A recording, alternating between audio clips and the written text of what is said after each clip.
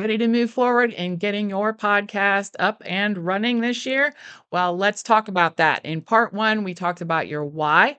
Why do you want to start a podcast? And we kind of worked through all that. So check out part one of this multi-part masterclass on getting your podcast up and running. In this episode, we're going to talk about some of the nitty-gritty, your cover art. Where should you publish your podcast when you get it done, and how to really get started. If you're ready, I'm ready. So let's go.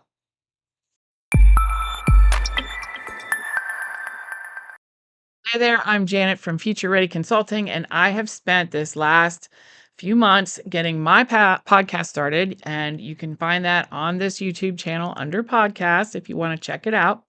But I documented everything I did to get it up and running so that I could share it with you so that you could start your podcast whenever you're ready to go. In this episode, let's start with choosing a name for your podcast. That is like an easy but hard step because choosing a name is kind of critical in helping people find you. One thing you want to keep in mind is you want to try to put in a keyword that kind of is the thread, the reason why you have your podcast up, so that when people search for that, they will find your podcast. So for us, our big mission is to help entrepreneurs and organizations and businesses really provide impact. And so impact is the key word we want in the podcast name. Do some research where you like to listen to podcasts and search for those keywords that you've thought about. Now, let me remind you here, you can be recording some of your podcast episodes while you're doing this step. I didn't know the name of our podcast when we started. I'd already recorded 2 episodes because you're going to want 4 to 6 episodes recorded before you even launch your podcast. Now, I know you're like, what? That's going to take me forever. It won't. Once you start figuring out who you want to talk to and scheduling those podcast guests, you can get a few under your belt. So I got 2 recorded before I even came up with the name. So the first 2, if you look in the episode list, does not have the name of our podcast in it. You can go back and do an intro to those podcasts you already recorded so that you do have the name. But the name is something you should work on while you are recording your first couple podcasts because that might help you hone in on a name. So, as I said, we're interested in impact and helping people provide impact. And I wanted to tell the stories of people who are already providing impact and what that journey looked like. Hence the name Journey to Impact. Did some research. I did find one other podcast that was named that, but it has nothing to do with what we are talking about. So I thought it was safe to go ahead and name our podcast Journey to Impact. Do your research, think of some names. Talk to people you care about, what their opinions are, people that listen to podcasts, and bounce the name off of them and see what they think. Work on that, figuring out a name. Once you get the name, now we're going to decide whether you want to do an audio podcast, a video podcast, or both. We talked about this a little bit in our first video. I chose to do a video podcast because my why is to create additional content for this channel while at the same time having my podcast. When you record these conversations with people, that creates more content for your video channels. If you're not interested in doing video, then you can skip that. You don't have to do a video podcast. So I do a video podcast and then I download the audio and post that out there as well on all the audio podcast channels. I feel like I get twice the bang for that time invested in that content. So that's what we chose to do. Make that decision and we'll talk about ways you can record both as we move through. All right, you've got that done. Next step, cover art. You would like some cover art, both for your video and your audio podcast. I used Canva. I love Canva, and I'll show you why I use Canva. Now, of course, the easiest way to get podcast cover done is to hire someone on Fiverr or a friend that likes graphic design if you are not a designer. But the second easiest way, in my opinion, is to use Canva. So here we have Canva, and I have put in podcast cover. Now, you'll need two different types of covers depending upon if you're doing an audio only, a video only, or both. Your audio podcast will need a square cover, and that's what you see here. So there are tons of cover templates in Canva that you can utilize to create your cover.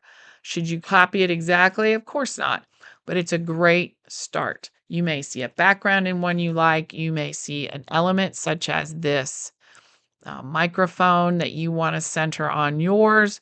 You might see these cool little sound graphics. I actually have some of those in mine. I have a icon like this in mine, and you might see a cool background. I like that star background, Future Ready Consulting, that works. So you have to look through and find pieces and parts, and then you can this probably looks a little familiar as to ours, but I completely changed it. You need to go through and use your brand colors in the podcast cover. Your picture, your personality needs to go in that. And so you can choose one of the templates and then go from there. Now, if you are doing a video podcast and you're putting it on YouTube, you will need a 16:9 cover as well. So you could go in and search for that. Let's see if they have templates in that size here. They do not. So you could choose one of these and create it, and then use Magic to resize that into the bigger 16:9. And it's good to get a 16:9 template cover and a square cover. And then as I do each episode, I edit those to include the next episode. So here is my cover for the entire playlist or podcast. And then you see that as I have guests, I ask them for their headshot, or I screenshot something out of the podcast and I apply it to the screen so that it looks like the same podcast series, but you can see who the guest is for each one. And then I just duplicate it and do the next one. So I've made it so that my process moving forward is very easy. And then you can resize this one with Resize and Magic Switch, or you can have some square ones that you have a series of and just add this picture and copy and paste this picture into that square podcast cover. And here is the square version where, again, I have this and I just make copies and I paste the guest in so that I can use that as the cover for that episode. Now, you may not want to go to all that trouble. You may just want to have one square, your basic square episode cover, and one. But I like to personalize it so that each episode you see who the guest is going to be. My plan is to keep those covers for my first season, my first year. I'm not going to stress about it. I'm not going to look at it and go, "Ooh, I should do this or I should do that." There's probably a lot of things I could improve on these covers, but I'm going to stick with this for my first season, and then I'll reevaluate if I want to edit them for next season. Don't stress about it. Hire someone, use one of the templates and alter it in Canva for your needs, and then as part of your process, copy it, put your new guest on there. Maybe you just put the name of the guest. You don't even need a picture. Up to you. But that's what I'm doing and that's what I recommend. Let's go on to the next step. Are you feeling a little overwhelmed? I completely understand, but plot these steps out on a calendar and just do a little bit each day. It moves you closer to your goal of launching your podcast. It may take you a month, 2 months, a whole quarter. It's okay. Just move forward. All right. So you've got your podcast cover. You have been recording a few podcasts with people. Maybe now you have your name. What kind of format do you want to do these podcasts in? And I'm going to tell you a couple different options for the structure of your podcast. So I did a podcast with Matt Wagner from Main Street America. I was a guest and he was a guest on mine. My format is to give an intro, record the podcast with the guest at the same time, and do a conclusion And then my format, I like it. It works for me. Matt had an interesting format to his. He just starts in with the questions, maybe a greeting like, "Hello, Janet, how you doing? Welcome to the podcast." And he gets into the questions, and we went through all of the questions, thanked me for being a guest. He then goes back to his studio because he likes to travel and go to location for each and every podcast episode. Hold that thought. We'll talk about that in a second. I choose to do the whole thing. He does that, and then he goes back to his studio, home studio, I'm not sure what, and he records an intro based on some of the things we talked about. Maybe it's like a hook or a way to get people interested in listening. And then he kind of has a conclusion or roundup he records at the end based on our conversation, which is really interesting and really quite nice because then you can talk about that summary after you've kind of listened to the conversation. Now, I feel like I am part of the conversation and I can do that summary on the fly at the end, but I also like the way he does his. So think about that, recording the meet with the guest and then doing an intro and outro later on in your own quiet studio after you've thought it through and kind of figured out what was the greatest parts of this podcast episode, or do you shoot it all at once from start to finish? That's up to you. Now we got to make this decision about whether we're doing video or not video. If you're already doing YouTube and you're a YouTuber, you probably have the equipment, go ahead and do a video podcast. It'll double down for your audio and video creative content that you can use later. You can create shorts, you can create Instagram, Facebook posts, TikToks. You can do all kinds of things if you have that video content. I know some people that just do audio but record it anyway. For example, Glennon Doyle with We Can Do Hard Things.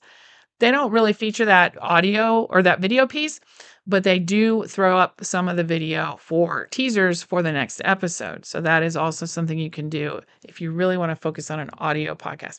If you're like, no, I do not want to be on camera, that's okay. Then just record really good audio. So you have to gather some equipment to do this. I'm going to post a list in the description below. It'll be to a doc that keeps getting updated, but I have kind of a low cost entry into my podcasting equipment and then a mid-level. You can do this on a budget. You can do it with your phone, but be sure you have some good audio, especially if you're only doing an audio podcast, because people want to be listening to pleasant audio in their drive or while they are busy doing chores. They want to have a good audio experience. So try to get good audio, but you can do it without spending a lot of money. Again, I'll post that in the description below. You'll watch a lot of these podcasts set up and you're up to a couple grand before you get started. Think about your phone, think about a high-end webcam as you're starting out your podcast. Finally, for today, we're going to talk about where do you host this? So I host my video portion on YouTube. They've really set it up very nice. They have a whole podcast channel or playlist. You post to that playlist so that people can find that podcast. Some people choose to start a new YouTube channel and put their podcast there. If you do not have a lot of followers and you're trying to build your content, I would do it on the same channel that you host other video content. Or if you're just doing this, that's great. Choose the podcast playlist to host your video podcast. Audio, there's a lot of hosts out there. Do your research. I am using Spotify. It was originally called podcasters.spotify.com, and they are changing over to being just Spotify. But that is where you are going to host your audio portion, and you can create an RSS feed that you can submit then to all the other podcasting platforms. It may seem daunting. You may be like, wow, do I got to upload this to 6 different platforms? No. If you find a good host that you can create an RSS feed for, they will lead you through the process of posting it on Apple, iTunes, Audible, and all the other platforms you're interested in, so that every time you upload that one audio file to that platform, it will go out and syndicate across all the other platforms. All right, I think that is plenty for today. Get out there, start recording with friends people that are willing to be on your podcast. Think about your name, get your cover art started. And at this point, once you get to the end of these steps, you're going to want to start creating buzz across your social channels because you'll have that cover art. Start to tell people, hey, my podcast is coming soon. This will serve two purposes. One, creates buzz and gets people excited about your podcast. You can tease some of the guests maybe and some of that. And number two, it will hold you to a deadline. So you can say coming in June, coming in August. Pick a couple months out that you are confident now that you have your name, your art, and a few interviews under your belt. Pick a date that you're confident you can launch this podcast. In the next episode, I'm going to talk about the software I choose to record my video and audio podcast at the same time, and I will help walk you through that process. I also have an episode coming up where we will look through my process of prepping your guests, asking your guests, prepping your guests, and getting started with recording your guests. Check out some of our other episodes in our podcast or on our YouTube channel. I'm here to support you and your small business and create some great podcasts. Subscribe. Thank you for watching, and check out one of our other videos. And remember, without impact, it doesn't matter.